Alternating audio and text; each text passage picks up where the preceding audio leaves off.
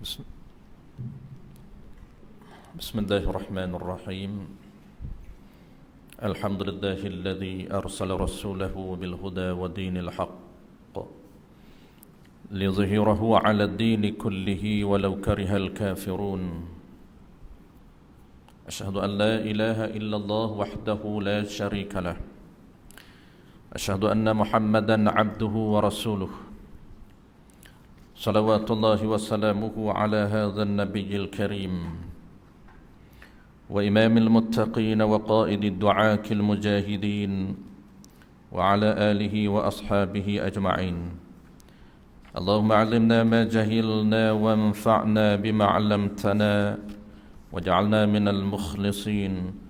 وصلى الله على سيدنا محمد وعلى آله وبارك وسلم. والحمد لله رب العالمين. أما بعد. InsyaAllah tuan-tuan, kita akan sambung masih lagi dalam kitab dalam perbincangan riba ataupun tajuk riba. Subtopik yang ketiga, bagaimana kita maklum perbincangan riba ini ada beberapa tajuk yang kita mesti tahu untuk memudahkan kepahaman kita, bagi clear ataupun bagi jelas kepahaman kita. Kita nak kena tahu beberapa topik kecil. Pertamanya item ribawi, topik yang keduanya pembahagian riba, topik yang last sekali yang paling penting ialah formula riba. Formula inilah untuk membantu kita tuan, memudahkan kita faham setiap praktis yang berlaku di dalam akad jual beli yang boleh dinamakan riba. Yang kita nak tahu ialah setiap praktis jual beli itu berlaku riba ataupun tidak. Inilah dia punya formula dia ataupun panduan dia. Kita akan sambung malam ini formula yang kedua, pendetailan. Pendetailan contoh-contoh dalam formula yang kedua. Formula riba yang kedua ni tuan-tuan, berlaku dua jenis riba. Kalau formula pertama dia berlaku tiga jenis riba, formula kedua ni pula berlaku dua jenis riba sahaja. Dan riba ini yang kita duk bincang tuan-tuan, riba di dalam jual beli, bukan di dalam hutang. Adapun riba yang popular yang kita akan belajar ialah riba hutang. Itu yang popular di kalangan masyarakat kita. Adapun riba yang kita bincang sekarang ni tuan-tuan jarang berlaku. Tetapi walaupun jarang berlaku, tetapi berlaku sekiranya kita tak berapa clear pertukaran barang yang melibatkan item ribawi, maka dicegah. Ini antara benda yang kita nak tahu tuan-tuan, kerana ada beberapa barang yang dicegah oleh Allah Ta'ala untuk kita tukar menukar. Adapun tukar barang dengan duit tak menjadi isu, kerana duit itu tidak item ribawi. Tapi yang kita nak bincang, yang nak share ini, walaupun dia nampak jarang berlaku, tetapi tetap berlaku sekiranya kita tak tahu praktis riba yang berlaku dalam jual beli. Contoh tuan-tuan, ramai kita tukar air dengan air, tukar nasi dengan nasi. Ini yang berlaku di restoran ataupun di kedai-kedai. Kita tak nak nasi ni, kita tukar dengan kawan kita. Apa lafaz kita tuan-tuan? Lafaz tukar. Maka lafaz tukar itu bahasa Melayu. Kalau tukar kepada bahasa syarak, kita panggil akad jual beli. Lafaz yang kita guna, kita tukar nasi. Engkau ambil nasi aku ambil nasi engkau. Itu dipanggil tukar. Apabila lafaz tukar yang kita guna, maka dia merujuk kepada terma jual beli di dalam syarak. Sebab itu kita nak tahu barang yang dicegah oleh Allah Ta'ala tukar. Dia ada dua jenis barang sahaja yang dilarang oleh Allah tukar, iaitu item ribawi. Pertamanya ialah makanan, yang kedua ialah emas perak. Baik, yang kita nak sambung malam ini, formula kedua ini dia berlaku dua jenis riba di dalam transaksi jual beli ataupun tukar menukar. Yang pertamanya riba al-yadi, yang kedua riba nasai. Apa formula dia tuan-tuan? Formula dia, sekiranya sama barang ataupun sama item dan berlainan jenis barang. Item sama tapi jenis item tu berbeza. maka dia boleh berlaku dua jenis riba sekira kita tidak alert ataupun tak fokus. Ada dua riba yang berlaku sekira kita tak cakna kepada syarak dia. Macam mana contoh tuan-tuan? Kita beri contoh sekali lagi sebelum kita detailkan di dalam contoh kitab kita ini. Contoh dia, kita tukar telur dengan kuih. Ini saya dah sebut 2-3 kali tuan-tuan, contoh yang diamalkan oleh parent saya dulu. Banyak berlaku masa saya kecil dulu ni. Saya mak saya cerita, apabila orang jual masuk di kampung ni, jual dulu tuan-tuan, dia usun bakul atas, junjung bakul satu. Yang kedua, kalau lelaki dia tak junjung, dia pikul. Orang panggil apa tu, dia ada kandar kan. Dia kuih lah, depan kuih, belakang kuih. Hari ni dah kurang tuan-tuan. Masa saya kecil memang banyak popular. Dia tak masuk dengan motor, jalan kaki saja, kandar kuih depan dan kiri, macam-macam kuih ada. Jadi apabila sampai rumah kita ni tuan-tuan, mak saya dia tak apa ada duit sangat. Yang ada ialah telur itik banyak. Jadi nak tukar kuih dengan telur itik, tanya si penjual itu, dia nak tak telur itik? Maka dia kata boleh. Maka dia tetapkan 3, 5 biji ataupun 6 biji kuih tu dengan harga 3 biji telur itik. Inilah dia praktis yang kita perlu tahu nak mengelakkan daripada unsur ribawi, unsur-unsur riba. Apabila telur ini termasuk dalam item makanan dan kuih termasuk dalam item makanan, dia sama, makanan sama akan cuma berbeza jenis dia berbeza. Apabila dia different jenis, cakap Inggeris tuan-tuan, sebab tuan-tuan kan profesional, jadi saya tu banyak Inggeris lah kalau saya mengajar tuan-tuan. Kalau mengajar di kampung tak adalah Inggeris ni. Jadi dengan tuan-tuan ni, background tuan-tuan ada yang doktor, ada engineer, jadi dia kena ikut bahasa tuan-tuan lah. Jadi kalau berbeza dia punya jenis tuan-tuan, berbeza jenis, macam mana kita nak buat? Kita mesti jaga 2 syarat. Apa dia 2 syarat tuan-tuan? Pertama, tak boleh delay. Kalau tuan-tuan cari kitab memang tak ada delay. Tak berjumpa delay tuan-tuan. Delay ni bahasa tuan-tuan. Dalam kitab ni dia kata tangguh. Memang jam, tuan-tuan cari tangguh. Tangguh ni apa dia? Delay lah. Saya mengajar di Putrajaya tuan-tuan. Mengajar tajuk dia qudrah. Satu sifat yang ada pada diri Allah Ta'ala. Apabila kita kata qudrah ini peranam dia, kerja dia. Qudrah ini ada kerja dia. Dia tak pernah nampak tuan-tuan. Apa kerja dia tu qudrah ni? Qudrah di zat Allah Ta'ala, dia ada kerja dia. Ada takluk dia. Takluk jangan sebut lagi, dia pening.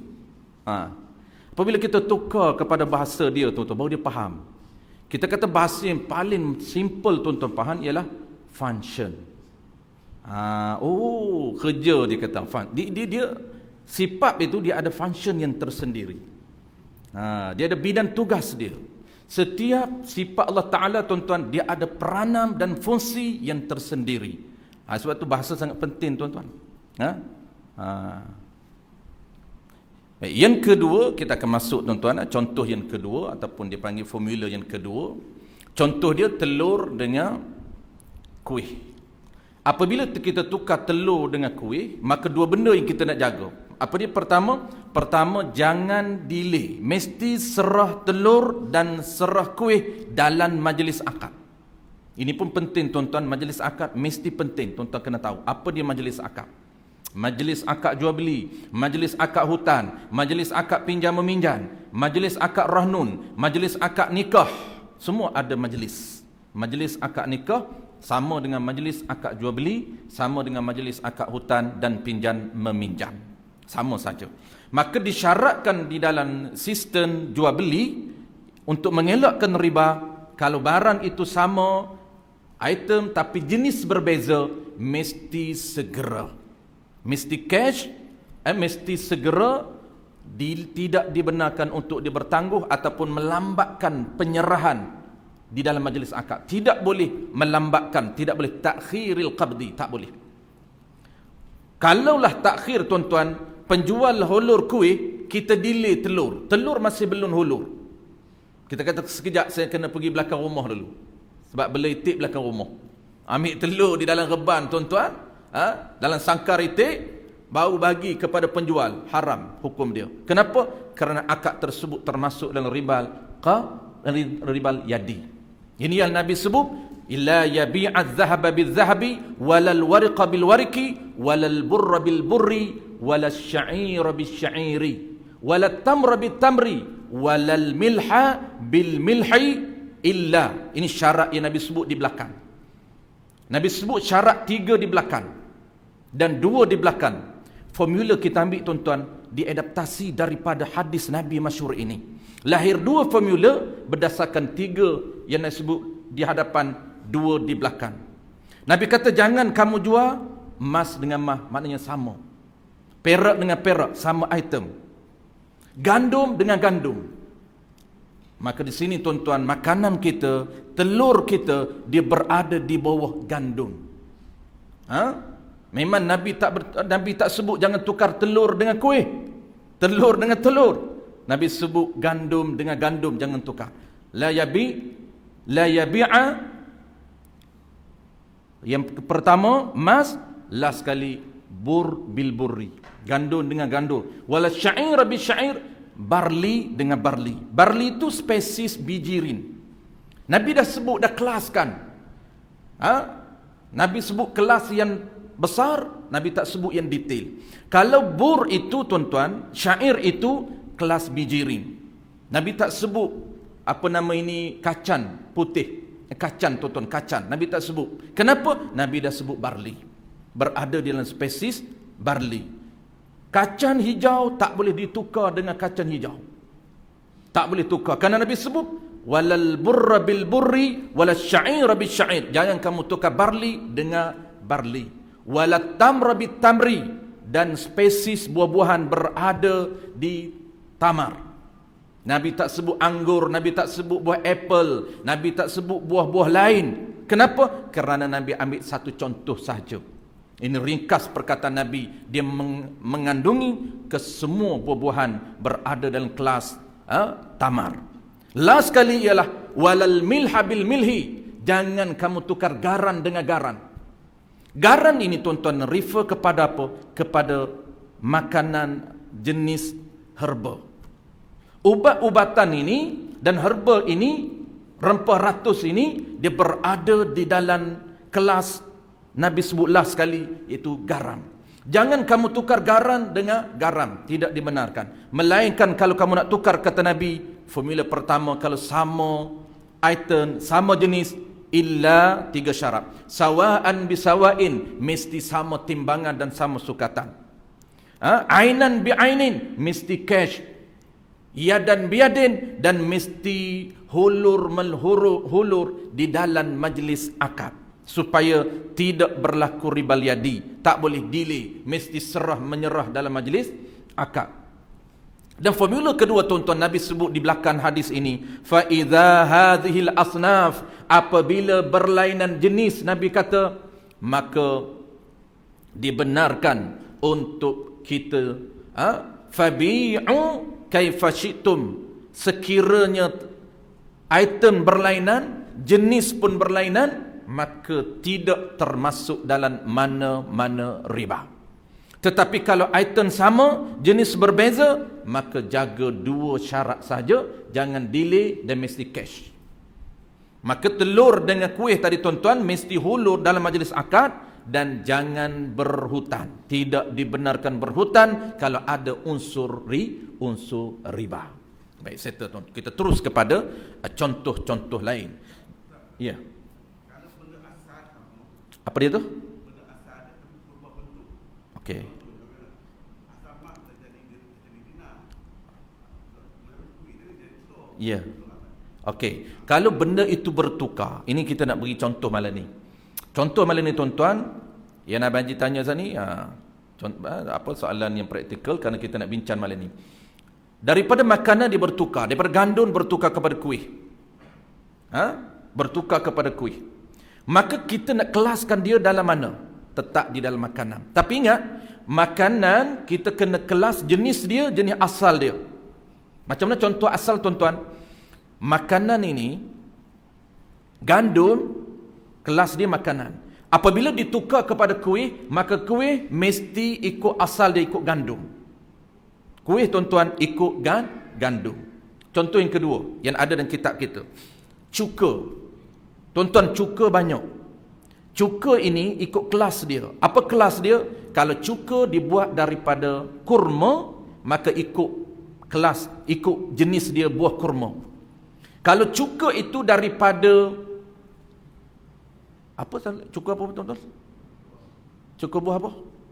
Apple. Cuka apple kan? Ada apple. Kalau cuka apple, ikut kelas dia apple. Buah, jenis dia buah apple. Dia tak termasuk cuka. Maksud dia, cuka kita bukan kata cuka semua sama, tidak. Dia tak boleh kira cuka, tapi dia kira usul, dia kira asal, sumber dia. Cuka ini sumbernya daripada apa? Daripada buah kurma, maka kena kira kurma. Kalau cuka ini apple, kena kira cuka apple. Kalau ada cuka kat kita ni tuan-tuan, cuka daripada nipah. Cuka ni nipah.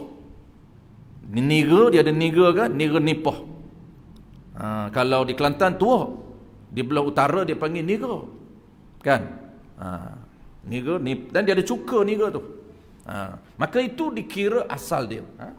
Dia tak disamakan dengan cuka. Begitu juga telur tuan-tuan. Telur dia tak boleh samakan telur, tak boleh.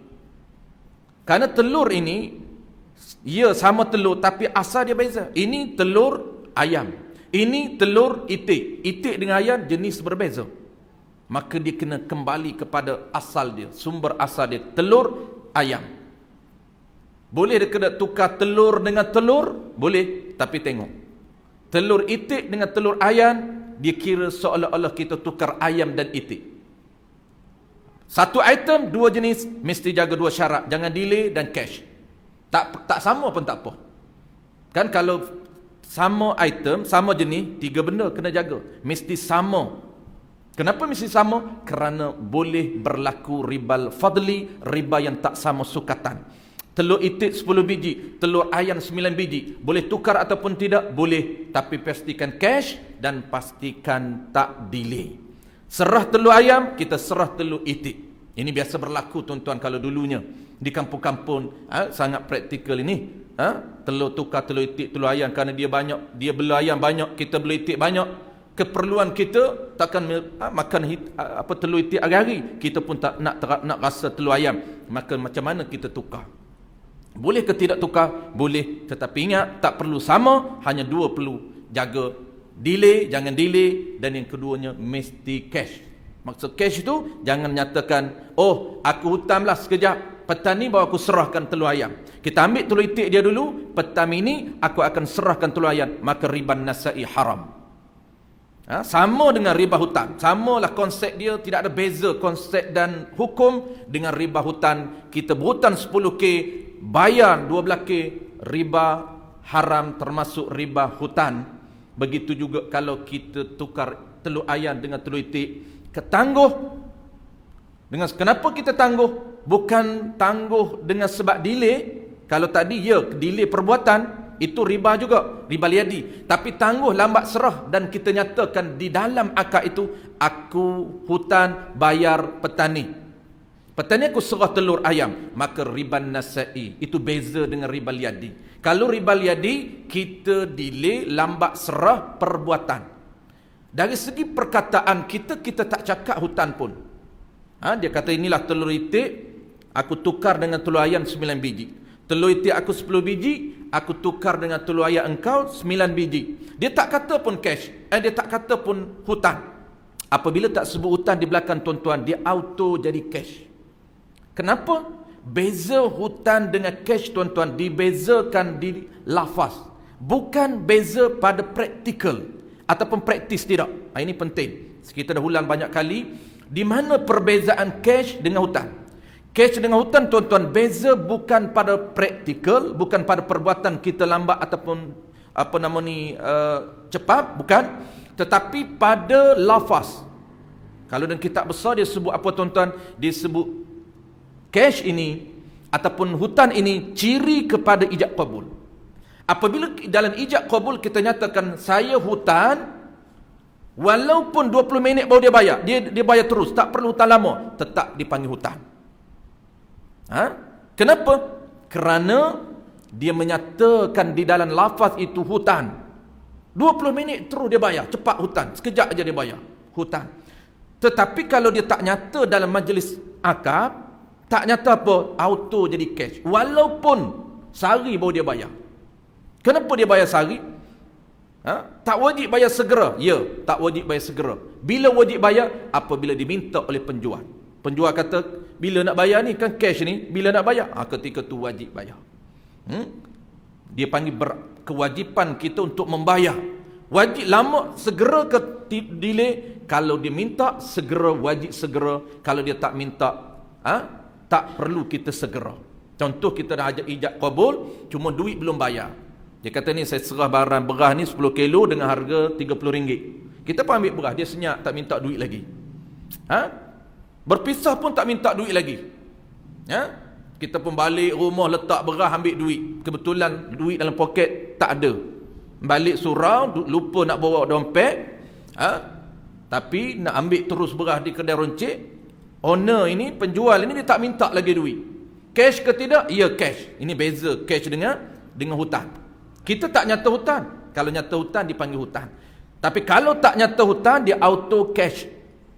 Tapi owner dah kena tuan-tuan, kawan kita, dia tak minta lagi. Maka tak menjadi tuntutan segera. Orang panggil tak menjadi kewajipan untuk bayar segera. Cuma menjadi kewajipan dalam tanggungan kita. Dia panggil menjadi tanggungjawab kita untuk bayar. Adakah segera? Kalau minta wajib segera. Kalau dia tak minta, tak wajib segera. Sunat segera. Itu perbezaan hutan dengan cash. Sebab itulah tuan-tuan, clear hutan dengan cash, tuan-tuan akan clear yadi dengan nasa. Ini tempat yang kalau tuan-tuan belajar bab riba, tuan-tuan, pengalaman student-student kita di pondok belajar riba, inilah dia tempat yang agak complicated. Nak membezakan yadi dengan nasai. Kerana dalam kitab semua dia panggil tangguh. Yadi pun tangguh, nasai pun tangguh juga. Dua-dua tangguh. Tanya adik-adik kita duduk pondok, macam mana mengaji? Itulah dia, pening lama tuan-tuan. Tapi biasalah itu proses. Pening itu tuan-tuan, tuan-tuan jangan bimbang. Itu proses untuk Allah beri ilmu. Allah beri pening dulu. Itu standard tuan-tuan. Itu biasa. Kalau tuan-tuan tak pening itu luar biasa. Itu yang kena cek dulu. Kenapa aku ni belajar terus? Powerful sangatlah, terus dapat. Tengok dulu dapat apa. Betul ke dia dapat tu, takut silap faham. Dia perasan aku ni faham, rupanya silap. Faham lain. Itu bahaya juga. Faham lain, dia implement tak kena. Implement tak kena. Belajar 10 tahun dah. Tapi kes-kes kecil tuan-tuan, berlaku kes-kes teknikal dalam solat, dia hantam lain. Dia bedal lain. Macam mana contoh tuan-tuan? Iman naik ke rakaat kelima. Dia memang very confident tindakan dia. Iman naik ke rakaat kelima, dia pun naik ke rakaat kelima. Dia yakin ke tidak? Yakin. Tak yakin dia naik kelima tu, yakin. Lepas tu orang tanya dia, kenapa duk ikut imam? Dia kata kita kena ikut imam. Kenapa kena ikut imam? Sebab imam tak sah. Iman tak batal. Dia ambil poin itu. Iman walaupun dia naik ke rakaat kelima, tuan-tuan, batal ke tidak imam? Tak batal. Maka apabila iman tak batal, kita boleh follow ke tidak? Boleh. Ini hujah dia, betul. Iman tak batal tuan-tuan sebab iman lupa. Tetapi dia ni, dia ambil hujah, apabila iman tak batal, kita boleh ikut. Maka dia naik ke rakaat kelima. Iman duduk, dia duduk. Iman beri salam, dia beri salam. Orang tanya, kenapa Haji? Semaya 5? Dia kata, aku memang tahu 4 rakaat tu dah cukup. Tapi iman naik, aku naiklah. Kenapa? Sebab dia kata iman tak batal, maka kita boleh ikut. Nampak tak kepahaman dia? Kalau tanya dia kata, itulah yang dia pegang, yang dia faham, dia belajar daripada guru. Guru yang sama, tapi 10 pemahaman berbeza. 20 orang yang mendengar, 20 pahaman yang yang berbeza. Itu penting tuan-tuan. Baik. Contoh. Qala al-musannif rahimahullahu ta'ala, bermula segala tepun bagi biji-bijirin yang bersalahan ni yang berlainan jenisnya dan segala cuka. Baik, yang pertama contoh tuan-tuan, segala tepun. Tepun ni kan banyak. Tepun gandum. Ada tepun dibuat daripada ubi. Ada tepun daripada gandum, bur. Ada tepun daripada ubi. Maka yang nak bagi contoh ni tuan-tuan, ini contoh pendetailan supaya tuan-tuan nak kelaskan dia dalam item mana. Jangan samakan apabila tepun sama item sama jenis, tidak boleh guna formula itu. Dia tetap berada dalam kelas dia. Kalau tepung kena tengok tepung gandum, kena kelas gandum. Ini tepung ubi, kena kelas ubi. Maknanya kalau kita nak tukar gandum dengan ubi, apa yang perlu kita jaga? 2 syarat. Kalau gandum sama gandum tuan-tuan, perlu jaga 3 syarat. Kan? Perlu jaga 3 syarat.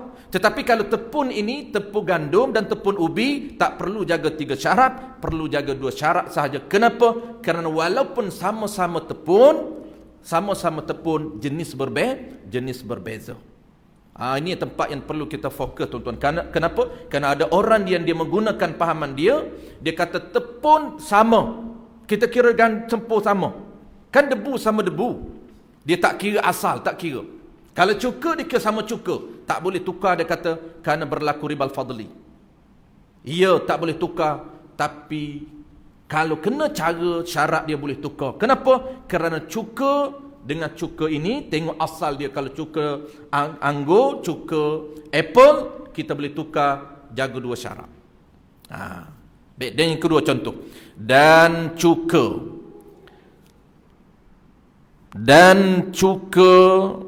dan segala cuka dan minyak bagi segala usul ni sumber, bagi segala sumber yang bersalahan jenisnya, yang berlainan jenis. Sumber dia berlainan. Apa sumber cuka? Tengok, cuka apple, sumber dia kira apple. Kalau cuka itu kurma, kira kurma. Bukan cuka dengan cuka, tak kira cuka. Kita kira sumber asal dia.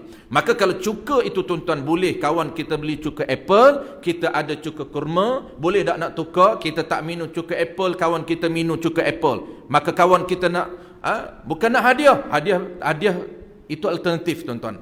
Kita clearkan dulu akad jual beli, akad tukar. Kawan kita dia tak nak hebah, dia tak nak hadiah, tapi nak tukar. Maknanya dia nak pilih akad jual beli.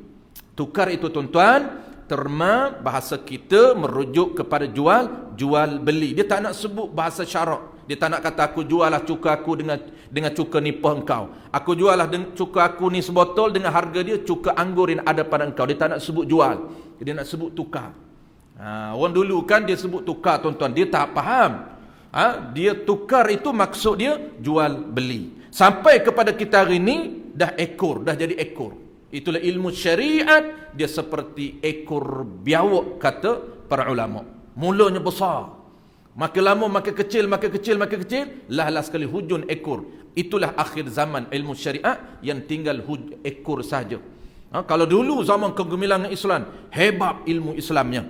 Seolah-olah biawak itu di pangkar ekornya. Tapi makin lama makin hilang. Apa yang hilang tuan-tuan? Dia hilang diri, yang tinggal nama. Kenapa? Kerana lama tak beramal, lama tak pernah jumpa. Tuan-tuan, kalau tuan-tuan tak jumpa saya 5 tahun, tuan-tuan tak ingat rupa saya. Nama ingat, dia kata adalah dulu 5 tahun tu. 5 tahun lepas saya pernah belajar di Puncak Alam dengan ustaz seorang ni. Nama masih ingat sampai hari ni. Nama dia Azhar. Bin pun saya ingat, bapak dia nama Ramli. Tapi rupa saya dah lupa. Tak tahulah hitam, putih, pendek, rendah, saya lupa dah. Dan dia lupa dah dia ni di mana dia tinggal, asal di mana, saya dah lupa. Tuan-tuan hilang ingatan ke? Tidak. Ingatan masih fresh. Tetapi kenapa lupa? Dah 5 tahun tak jumpa. Tu baru 5 tahun tuan-tuan. Kalau 10 tahun dengan nama-nama pun tuan-tuan lupa. Oh, ingat. Dulu ingat nama. Rupa dah lama dah lupa. Kelam dia kata rupa, sebab ustaz tu rasanya dia macam kelam sikit. Sebab tu tak berapa clear ni. 10 tahun tuan-tuan confirm, tuan-tuan tak ingat. Jangan cerita mati, hidup lagi lah.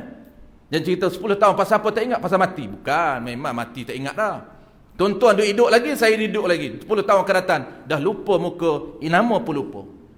Dua-dua lenyap. Begitulah syariat, tuan-tuan. Hari ni tuan-tuan masih banyak lagi orang menggunakan nama-nama syariat, nama-nama ibadat. Orang guna sembahyang, tetapi praktikalnya kurang menepati dengan diri sembahyang. Orang guna nama Rahnun, tetapi praktikalnya orang tak kenal apa dia Rahnun. Orang guna jual beli, tapi praktikalnya orang tak kenal ada berapa syarat terma dan syarat nak sah jual beli. Dah lupa dah. Orang sebut dak salam tuan-tuan, Assalamualaikum. Sebut dah, dirinya tak kenal. Salam masih sebut. Tetapi tuan-tuan tinggal nama. Tinggal nama salam. Diri salam orang dah tak kenal. Sebab tu dia bedal ikut dam. Dia bagi salam ikut dia. Ikut bahasa dia, ikut lenggok dia. Ikut slam dia. Macam-macam slam bunyi. Assalamualaikum lah. Assalamualaikum lah. Itu bukan diri salam yang sebenar. Nama ada? Ya, nama salam. Sehingga kalau kita bertemu dia tak bagi salam, dia marah. Apa Tok Haji ni? Datang rumah orang tak nak bagi salam. Kita nak bagi salam, takut dia tak pandai jawab. Kita bagi salam, Assalamualaikum. Dia jawab, Waalaikumsalam. Maka jawab yang tak kena, jawab dia haram. Itulah yang Nabi sebut, la yabqal Islam illa ismuh. Nabi mengatakan akhir zaman ini yushaku an tada'a alaikum kama tada'al aklati ila qas'atiha faqala qailum. Panjang hadis ni tuan-tuan. Hadis ni panjang. Dan ada hadis lain yang akan bermula dengan yushaku. Akan datang satu zaman kepada kamu, kata Nabi. Apa di zaman itu? Zaman Islam ketika itu, kata Nabi, la yabqal Islam illa ismuh.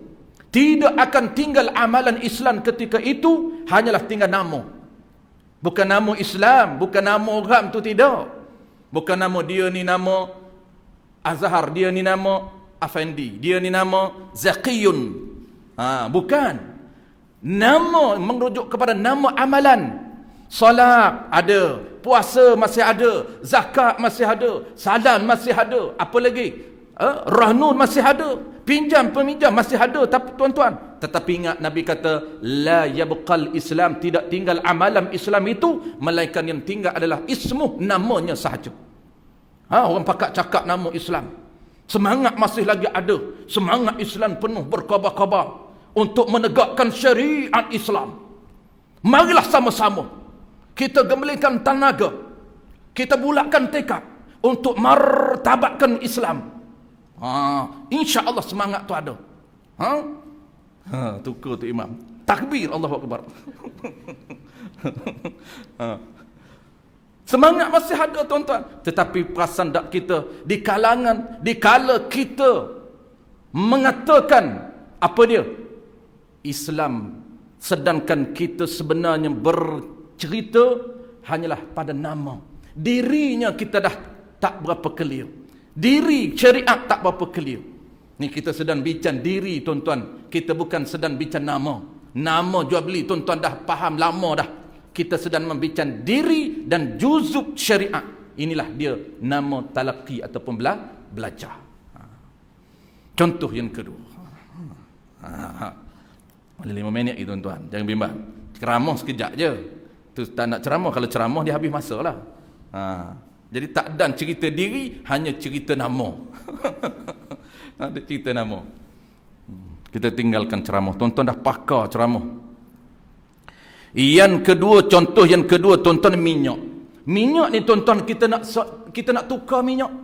Minyak boleh tuan-tuan tukar. Minyak kelapa sawit dan minyak jagung. Tuan-tuan biasa semasak, tuan-tuan masak minyak yang paling cantik. Minyak apa tuan-tuan? Jagung ke? Saya tak masak minyak jagung. Saya ambil minyak kelapa sawit saja. Boleh tak kita tukar minyak dengan minyak? Sama tak minyak-minyak? Ya sama. Tetapi ingat, dia kira sumber, dia tak kira minyak. Kalau nak tukar minyak kelapa sawit dengan minyak kelapa sawit, perlu jaga 3 syarat. Dia boleh berlaku ribal fadli, ribal yadi, ribal nasai. Tapi kalau nak tukar minyak kelapa sawit dan minyak jagung, dia kira kelapa sawit dengan jagung. Item yang sama, tapi buah yang berbeza, mesti kena jaga 2 syarat saja. Itu contoh kedua. Dan minyak. Demikian lagi segala daging, maka usul yakni sumber yang tersebut, dan segala labannya, laban ni susu tuan, dan segala susunya, dan segala telurnya, telur. Sekaliannya itu beberapa jenis. Telur jenis sumber dia. Daging pun tuan-tuan kena tengok sumber. Tuan-tuan boleh tukar daging lembu dan daging kambing, tetapi kena tengok sumber. Bukan sama daging. Ya, daging sama. Bukan kena tengok daging, kena tengok jenis dia. Kalau daging lembu tuan-tuan, dia termasuk jenis lembu. Kalau daging kambing, dia termasuk daging jenis kambing. Seolah-olah tuan-tuan tukar kambing dan lembu. Satu item dia panggil berbeza jenis. Tak perlu sama banyak. Ini banyak tuan-tuan kita tukar ketika mana hari korban. Banyak berlaku tukar daging dengan daging. Kalau tukar daging lembu dengan daging lembu tak sama banyak, tuan-tuan haram. Jangan guna istilah tukar. Biasa tuan-tuan apabila kita korban, orang bagi kat kita 10 kilo. Maka kita ni di rumah banyak daging tuan-tuan. Sangat banyak daging di rumah, maka kita nak tukar. Kenapa? Kerana kita tak nak daging kita. Kita nak tukar daging lebih elok. Kawan kita kebetulan dia dapat daging elok. Kita ni banyak tulang. Tak berapa minat tulang kita. Kawan kita memang dia kaki sup. Dia minat tulang. Buat sup, boleh buat tulang. Boleh buat sup tulang. Kita nak tukar, kita ada daging 10 kilo. Dia ada tulang 10 kilo. Nak tukar. Lembu sama lembu tuan-tuan. Maka haram tukar sekira tak sama. Ini daging payah nak suka tuan-tuan. Daging payah. Daging ini sangat-sangat sukar untuk kita samakan dia. Sebab tu tak boleh tukar. Kalau nak tukar juga tak boleh. Kenapa? Kerana daging ini satunya dia sama item, sama jenis. Item makanan jenis lembu. Apabila sama item, sama jenis, dia kena jaga 3. Dia boleh berlaku ribal fadli, boleh berlaku ribal yadi kalau lambat serah, boleh berlaku ribal nasak kalau hutan. Baik, 2 lagi boleh jaga. Delay kita boleh jaga, serah terus. Cash kita akan cashkan. Yang payah nak jaga tuan-tuan, kalau tulang dengan daging, di mana payah? Fadli, tak sama timbangan dan tak sama sukatan. Di sini tak boleh. Kerana ulama kata kalau daging ini dia sangat payah untuk apa? Untuk jaga dari segi timbangan dan kualiti.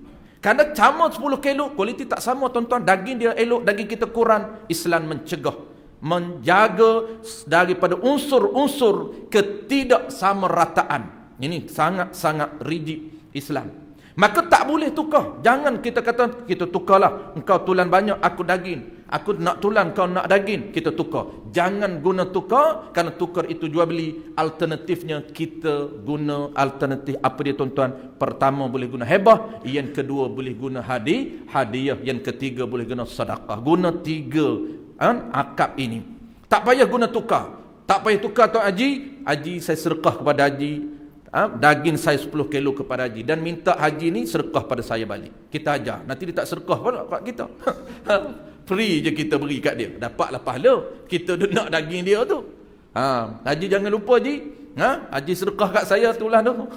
Jangan buat lupa-lupa. Dapat daging balik dia. Dengan tulang-tulang dapat. Kita dapat tengok saja. Kita duk target duk nak tulang. Kepunan dua-dua. Daging aku terlepas, tulang terlepas. Itu bahaya. Orang ni apabila dia tahu dia mengaji tuan-tuan, sedekah, dia bagi sedekah kat kita, ataupun hebah kat kita, hadiah kat kita, kita tak wajib bagi kerana tak nak tukar. Kau akulah, aku ni nak bagi sedekah ke nak tidak? Kena pandailah, kena pandai apa nama ni, deal dengan dia. Sebelum akad kena deal siap-siap. Ni aku bagi kat kau ni, aku hebah ni, jangan kau tak hebah pula ni. Tanya dia dulu, confirm ke Haji nak hebah ke saya? Confirm. Kita hebah dulu, confirm dia tak hebah. Baik, last.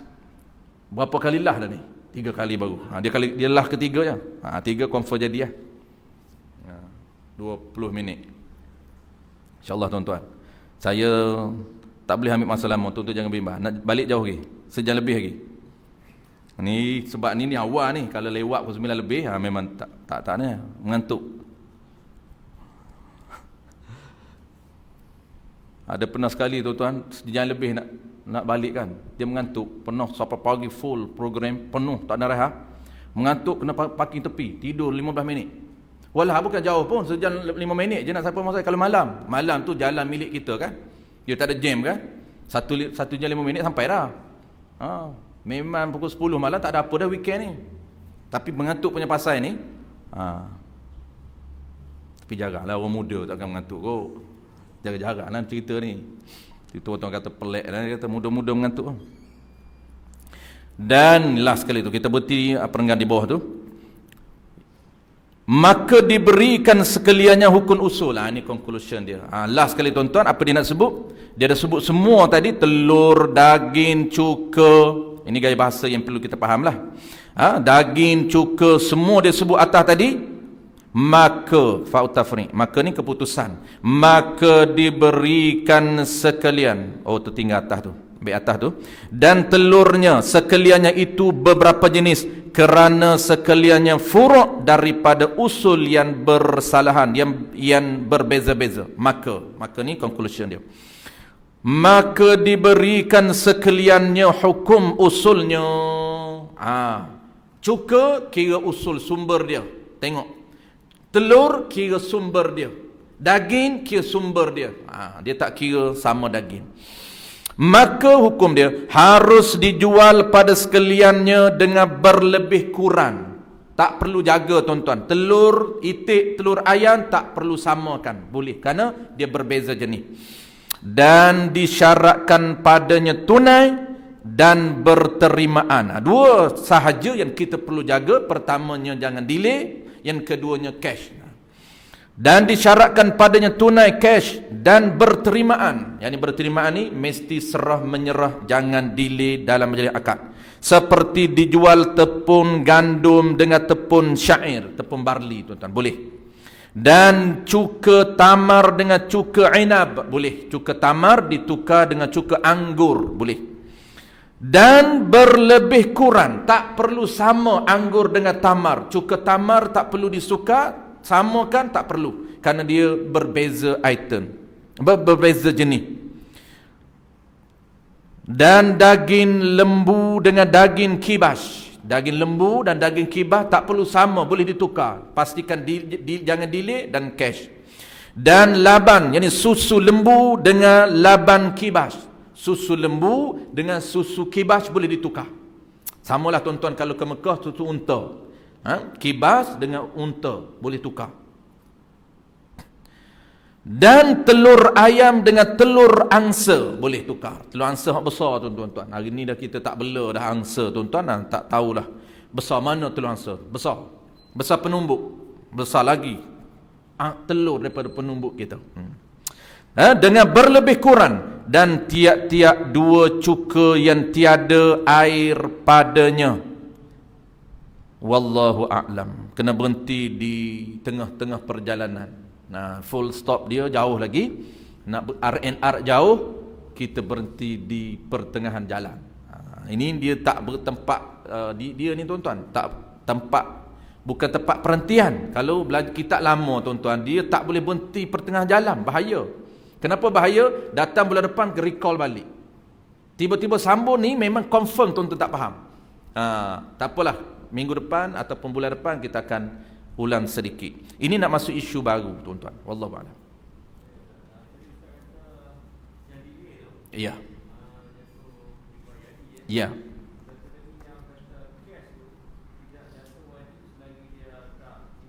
Ya. Okey, baik. Cantik soalan. Ini tempat-tempat yang kekeliruan yang perlu kita clearkan. Yang pertama tuan-tuan kena faham cash dengan hutang. Ini faham dulu. Barulah kita faham di sini. Riba. Riba ni tuan-tuan, ada satu riba kalau sama kriteria dia, bukan semua jenis praktik riba apabila hutang, tidak. Batu formula sangat penting. Ada item yang sama ataupun jenis yang berbeza dan jenis yang sama, dia tak dibenarkan untuk berhutang. Kenapa? Kerana berlaku riban nasai, dicegah daripada Nabi, oleh Nabi untuk berhutang. Kenapa? Kerana ada rahsia. Kenapa Nabi tak benar berhutang kalau item ribawi. Maka nak faham ni tuan-tuan, tuan-tuan perlu kembali kepada asas dia. Apa asas dia? Beza di antara jenis jual beli. Ada jual beli cash dan ada jual beli hutang. Jual beli cash, jual beli hutang. Tuan-tuan jangan bertukar dengan hutang. Beza. Itu tempat-tempat yang tuan-tuan kena clear tu. Jual beli ada dua, ada cash, ada jual beli hutang. Ada satu lagi tuan-tuan, qardi, itu hutang. Beza tu. Saya nak berhutang beras, boleh? Nama dia hutang beras. Saya nak jual beli beras secara hutang, lain. Boleh ke tidak dua tukar menukar beras dengan beras? Boleh. Secara hutang, boleh. Tapi ingat, kalau beras dengan beras tidak dibenarkan hutang. Kenapa? Kerana beras item riba, item ribawi. Tak boleh berhutang. Tak boleh jual beli berhutang. Tetapi berhutang boleh? Boleh. Berhutang beras, besok saya bayar. Kenapa tuan-tuan kita dah kadang-kadang confused? Kerana kita apabila sebut hutang, dalam minda kita duit. Itu yang kita nak kena polish sedikit mindset kita. Hutang ni tuan-tuan, dia tak rujuk kepada duit saja. Boleh hutang apapun. Berhutang, harta benda boleh. Tak merujuk duit. Kita duk terbiasa kalau buat pinjaman kan, pinjaman hutang, duit, pinjaman duit. Sebenarnya tuan-tuan, hutangan dia tidak merujuk kepada duit saja. Boleh hutang apapun. Tuan-tuan nak hutang air boleh. Tuan-tuan nak hutang beras boleh. Nak hutang nasi boleh. Sama tak dengan pinjam? Beza. Di mana beza? Kalau pinjam wajib tuan-tuan kembali benda yang sama. Sebab itu ada item yang dibenarkan pinjam, ada item yang tidak dibenarkan pinjam oleh syarak. Syarak tak membenarkan pinjam item tu, tak boleh pinjam. Lepas tu nak buat macam mana? Ada alternatif dia. Ada benda yang boleh berhutang, ada benda yang tak boleh pinjam. Beza dia tuan-tuan, pinjam kena hantar balik benda yang sama. Tuan-tuan pinjam handset saya, selama seminggu, tuan-tuan wajib mengembalikan ain ataupun diri handset yang sama. Jangan kembalikan diri handset yang berbeza, haram. Kenapa? Kerana tuan-tuan pinjam. Tu takrif pinjam, dia mengembalikan diri yang sama. Tetapi kalau hutang, tuan-tuan memiliki diri itu. Ini tuan-tuan tak milik diri, tuan-tuan milik benefit. Tuan-tuan milik pinjam seminggu, tuan-tuan milik benefit, boleh guna saja. Diri tak boleh. Kerana diri milik saya. Tetapi kalau tuan-tuan hutang, dia panggil pertukaran diri benda. Bukan pertukaran manfaat, bukan. Kalau pinjam, pertukaran manfaat, kita boleh guna barang dia. Itu pinjam. Kalau hutang tuan-tuan, kita milik benda itu menjadi milik kita. Tuan-tuan hutang beras. Orang kita biasa guna pinjam kan. Susah hidup dulu tuan-tuan. Habis beras tengah malam, anak nak makan tuan-tuan. Takkan nak tengok anak kebulur. Dia pun pergilah ketuk rumah jiran. Boleh tak nak pinjam beras? Besok aku beli pasar. Kerana pukul tengah malam, pukul 10 tak ada dah orang nak jual. Kampung tuan-tuan. Mana ada pasar raya di kampung?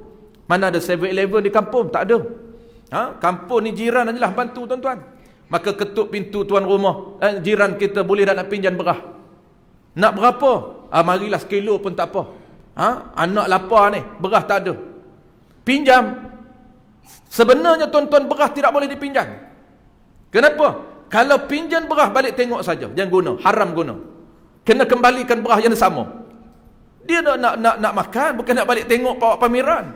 Maka jangan guna pinjam. Cuma ini dibincang juga.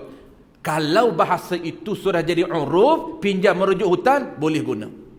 Macam tuan-tuan pinjam duit kan sekarang ni, maksud pinjam duit tu maksud hutang. Boleh guna pinjam merujuk hutang. Kalau dia kata nak pinjam beras, confirm dengan dia. Kampung kita ni kalau pinjam ni merujuk kepada hutang, ya, tak perlu tanya. Tetapi kalau kampung kita biasanya orang akan clear. Kalau pinjam, panggil pinjam, hutang panggil hutang. Kena confirm dengan dia. Kalau dia kata nak pinjam beras boleh. Nak pinjam beras ke nak hutang? Tanya dia. Kalau pinjam kena hantar diri yang sama. Dia kata saya nak makan. Makan mana boleh pinjam nak makan. Kena hutang. Maka kita hutang beras tuan-tuan, besok bayar. Baik ingat tuan-tuan, kaedah dia, formula dia paling simple. Kalaulah makanan tuan-tuan hutang, tak wajib bayar benda yang sama. Hanya wajib bayar nilai yang sama. Ingat. Tuan-tuan boleh hutang kereta, boleh hutang duit, boleh hutang beras, boleh hutang segala jenis makanan. Tapi bayar standard nilai yang sama. Kalau beras ni tuan-tuan, besoknya tanya dia, boleh tak aku nak bayar dengan harga aku tak nak bayar beras? Boleh? Boleh tak aku tak nak bayar beras, aku tak nak bayar duit, tapi aku nak bayar dengan telur? Boleh? Telur yang sama nilai dengan 1 kilo beras. Ataupun cakap kat dia, aku telur pun tak ada, duit pun tak ada, beras pun lagi tak ada, tapi aku ada anak ayam. Ada 2-3 ekor. Sekilo ni boleh dah aku bayar dengan ayam aku 3 ekor. Boleh, dia kata. Clear. Boleh. Inilah aku bayar hutan beras dengan 3 ekor ayam. Clear hutan, bayar hutan. Kenapa boleh bayar dengan segala benda tuan-tuan? Kerana konsep hutan bayar dengan nilai, bukan bayar dengan diri dia. Boleh nak bayar dengan diri kalau dia bagi, dia tetapkan. Dia kata, kamu ni, engkau ni berhutang beras 1 kilo, wajib kamu kena bayar beras juga. Maka wajib kita kena cari beras. Wajib kena bayar beras. Baik, tuan-tuan, tu baru intro. Baru intro. Maka kita terpaksa tangguh nak clearkan soalan Abaji ni. Kita akan tangguh besok. Sebab besok kita ada slot terakhir tuan-tuan. Tapi segmen yang berbeza. 3 hari hat-trick dengan saya tuan-tuan. Jangan bimbang. Tiap-tiap bulan 3 hari. Tuan-tuan jangan jemu. Kalau jemu pun buat-buat, jangan jemu. Hari Sabtu muka sama, Ahad muka sama, Isnin pun muka ni juga. Dia kata tak ada calon lain dia. Besok insya-Allah. Sebab besok ni dia santai tuan-tuan, kita lebih kepada motivate. Channel kita besok dia panggil etika pengajian. Dia panggil apa? Ta'lim muta'alim. Kitab cara menuntut ilmu. Jadi saya akan sambung besok. Saya sambung besok ni perbezaan riba liadi dengan perbezaan riba nasak dengan hutan. Malam ni tuan-tuan dah clear hutan dengan pinjam. Dan besok tuan-tuan saya akan ulang sekali 2 benda. Apa dia? Pertamanya saya akan clearkan beza di antara jual beli cash dan jual beli hutan. Malam ni clear dulu hutan tu apa dia. Besoknya jual beli hutan dan dan jual beli cash. Kemudian tuan-tuan clear 2 benda ni, insya-Allah tuan-tuan akan clear riba nasai. Kerana riba nasai ini di dalam lafaz tu kita nyata, bukan praktikal, lafaz tu kita nyata. Ni tukar beras dengan beras, contoh. Beras dengan beras ni dia boleh berlaku 3 riba. Aku tukar beras ini secara hutang. Setengah jam boleh bayar beras, maka itu riba nasai. Kenapa boleh berlaku riba nasai? Kerana item sama. Item sama. Wallahu a'lam. Bismillahirrahmanirrahim. Jangan tanya lagi tuan-tuan, jangan tanya lagi. Bismillahirrahmanirrahim. Alhamdulillahirabbil alamin. Wassalatu wassalamu ala asyrafil anbiya'i wal mursalin wa ala alihi wa ashabihi ajma'in. Allahumma faqihna fid din wa 'allimna ta'wil waj'alna minal ulama'il 'amilin waj'alna minal mukhlisin. Wa sallallahu ala sayyidina Muhammad wa ala alihi wa baraka wa sallam. Alhamdulillahirabbil alamin. Besok tuan-tuan ingatkan saya satu benda. Saya nak cerita, takut saya terlupa. Praktikal di restoran, di kedai makan. Sama je konsep ini. Praktikal, tuan-tuan masuk kedai makan, tuan-tuan nak apply hutang. Makan dulu, hutangkan nasi itu, kejap lagi aku bayar hutang. Tuan-tuan tak nak guna cash, tak nak guna akad jual beli hutang, tuan-tuan hutang. Aku makan ni niat hutang, insya-Allah besok. Tuan-tuan tolong ingatkan.